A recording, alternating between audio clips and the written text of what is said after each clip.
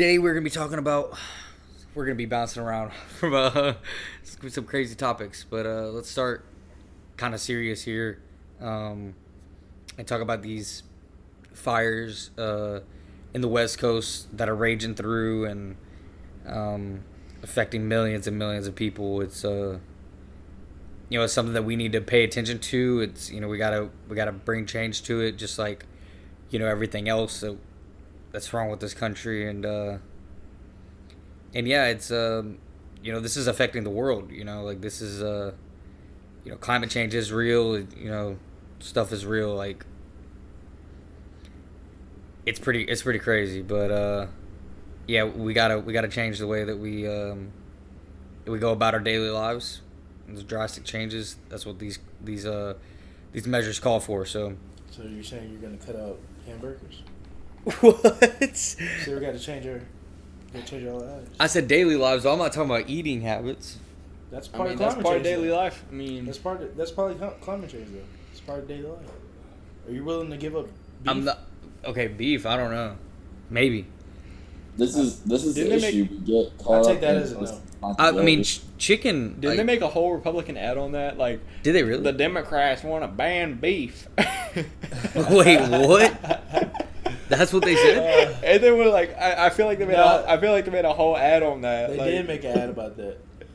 But I wouldn't be in the surprised. Republicans' defense, though, 71% of all American emissions, or I think the world emissions, comes from big corporations. So, like, we can, talk about recycling. We can talk about, like, cutting out beef. The real problem is big a corporations. couple of large corporations, yeah. Yeah, like a few large corporations just polluting the waters, polluting the air. As with a lot of like climate change like initiatives, Right. like it usually burdens the responsibility onto some individuals when really what the focus needs to be on is a couple of large corporations that are responsible for an insane proportion of emissions, relative to what they should be responsible for. Right. I think that's a big part. It's of like it. it's like a lot of people's like ban airplanes. It's like, bro, like, Well, yeah. Well, that's people. that's not really gonna really affect climate change the way we need to. Like, we need a drastic change of how we basically how the economy works. We need to drastic change of just generally how we produce things. Like where we extract our productive energy from. Because insofar as we extract it mostly from fossil fuels, it's going to be extremely harmful to the environment. I mean, I think that's pretty much proven, like as scientific fact. Yeah. So I mean, it's just we're not in a very good place right now as far as And that starts with like making laws about how they regulate and all their regulations that they have to abide by. So I mean, it starts with putting people in and voting people in that will actually make that change, and who are trying to make the change. So that's where it starts at. I mean, you have people who will sit there and fight for these corporations and say, no, they just need to be making their money right now for the short term effects. But you have people arguing on the other side with the long term effects, and yeah, I mean, this is the result. Right. You have millions and millions of people that are displaced and having to evacuate. 500,000 people in Oregon had to evacuate, 10% of the state's population, just recently. So, I guess 2 hours ago, they reported that. Right. The weather is crazy, bro. Because like a couple weeks ago, we just had the hurricane that just hit Texas and Louisiana. Yeah. And then right now in Colorado. It was snowing, and literally the next day. No, yeah, it was the opposite. It was the day before was 90 degrees, 93 degrees. And the next day it was 32 degrees and snowing. Right, but when it was 90 degrees, it was still forest burning. Yeah, it was still hundreds and thousands of acres burning, and then the next day it's snowing. This drastic change in weather. It's not normal. Yeah. Right. People just don't want to talk. People really aren't talking about it, and they just think, weather, whatever. But that's not the normal. Well, I've heard arguments about they would say oh, this happens. This is Earth for this is natural things of Earth. I'm like, dude, no. Like, this is Well, and as far as that goes too, there's also a degree like to where a larger portion than people often credit to,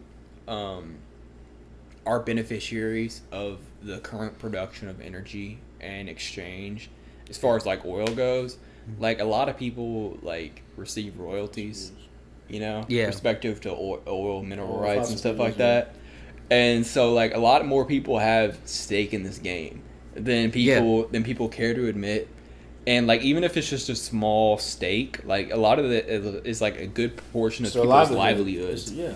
Right? Like if somebody owns like just a couple of acres of mineral rights and They can be thousands. they get a of couple dollars. $1,000s a month on that. That's a lot more to their livelihood than a lot of people would like to admit. And so like what we have to do is come to alternative solutions in terms of energy. Rather than just saying, this we cannot do this any longer, we need to come up with alternatives that will also have beneficiaries in terms of like, the economic benefits that our current sources of energy give us. You know what I mean? So I feel like a lot of that gets like left in the wind and all that kind of stuff, and that's what leaves a lot of people not supporting more progressive acts for like changing our ways of producing and consuming energy. yeah. Because some people have stake, economic stake in what we do now. Yeah. Right. Major, what do you think?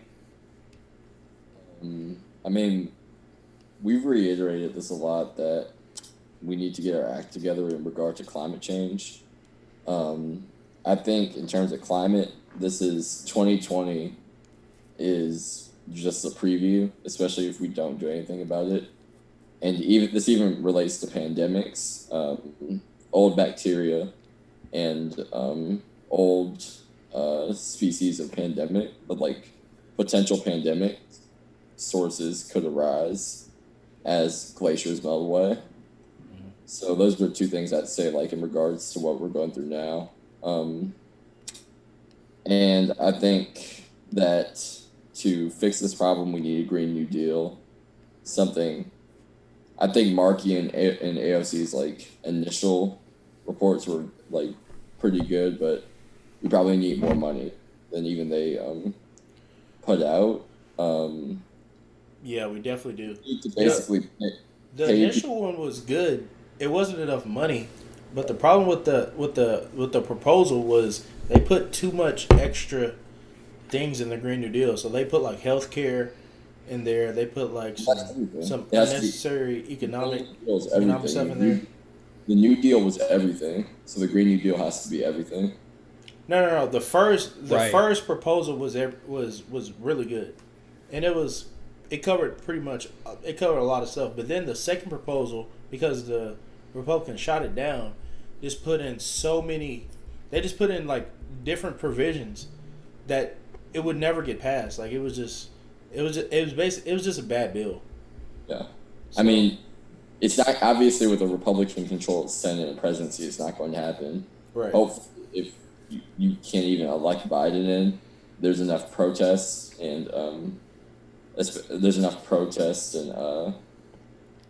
force from his voting base to actually like sign something like that if it gets across, and hopefully more progressives are unseat centrists in the upcoming elections in the next 2 years. So hopefully those two things combined happen so a Green New Deal can get passed. But there does need to be more money put into it, because people that are working even in the low skill areas of like green technology that will be going to these rural regions, they should make 20 to 25 an hour. And in regard to the people that will lose a lot of their livelihood from oil, they should also make a lot of money, not a bunch of money, but like a good amount of money off of a Green New Deal. And hopefully a Green New Deal does bring economic promise to the whole country as infrastructure and so many other things improve. I honestly want us to get rid of power lines. I think we can invest money into science, which makes us go fully wireless and power, bring Wi-Fi everywhere. There's so many things we can do that Takes money. haven't yet. But Right. you gotta And put more money into it. And a this lot tr- of these innovations were in the initial stages, public works projects that were eventually privatized and commercialized, such as Wi-Fi and internet and stuff like that. So, right, you have a point. You have like a really good point there when you're talking about like internet and stuff like that. Yeah.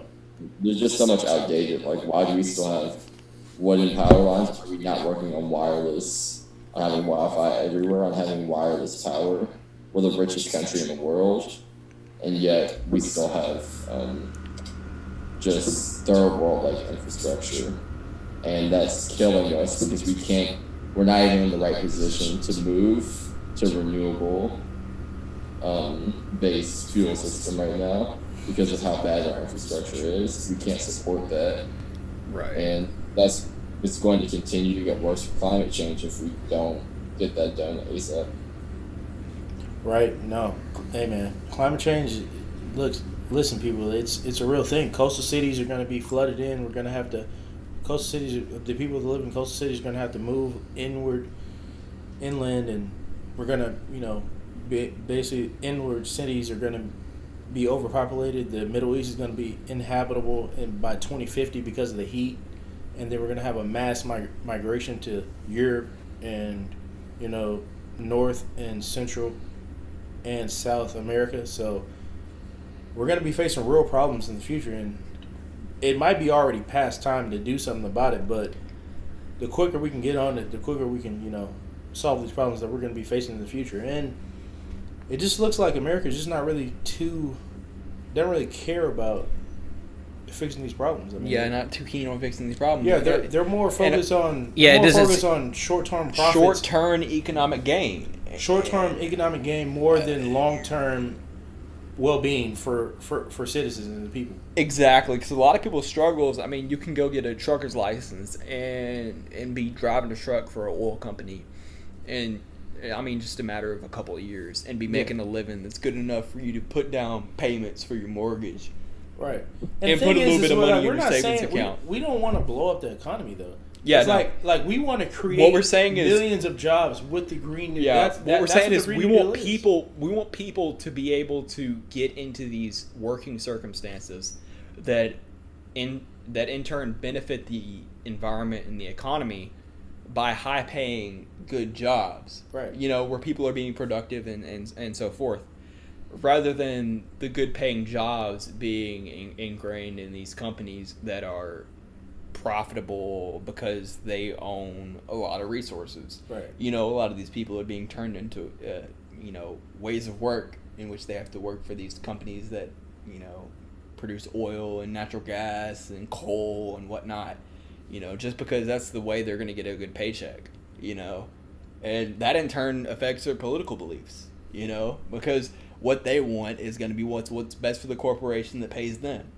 Right. That's their boss. Which makes sense. Like to them, that's what makes sense.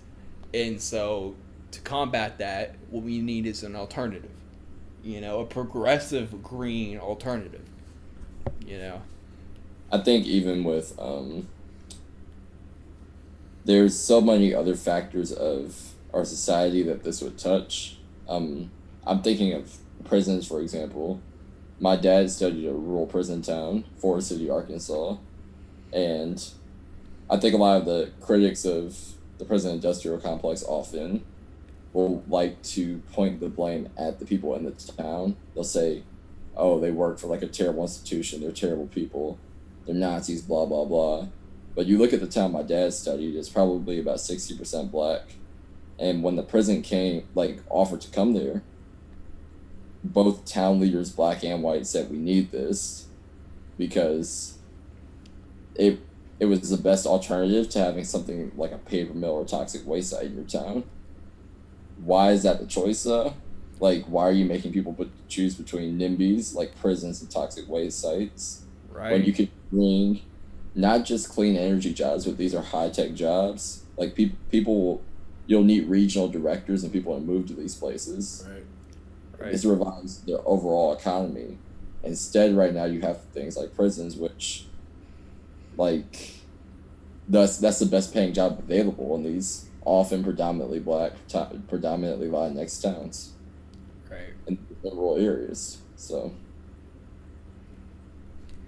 Right, and that's a great point. Not a lot of people are going to acknowledge that, you know. I mean, Yeah. I mean, you have to drive. I mean, a lot of our like supposed best scholarship and best news reporting and all that comes from the coast, the Northeast, and the West. right. You have to drive through the South and like, even if you don't live there, there are people that haven't driven through the South that want to comment on this stuff, that haven't driven through the Midwest that want to comment on this stuff. It's totally If you different, bro. drive through and look Right. at these places, you can't automatically, and you have any sense, you can't automatically come out and say something needs to be done, because you can't, when you go through these places, you can't tell me that America is like any other developed nation. Or Right. far behind. When you go through these places and you see how people are living, what our country is basically done by neglecting large swaths of not just rural areas, but large swaths of urban areas, like Certain half sections. half of certain cities just neglected. Yeah. Right. Exactly. All right, let's completely switch gears here.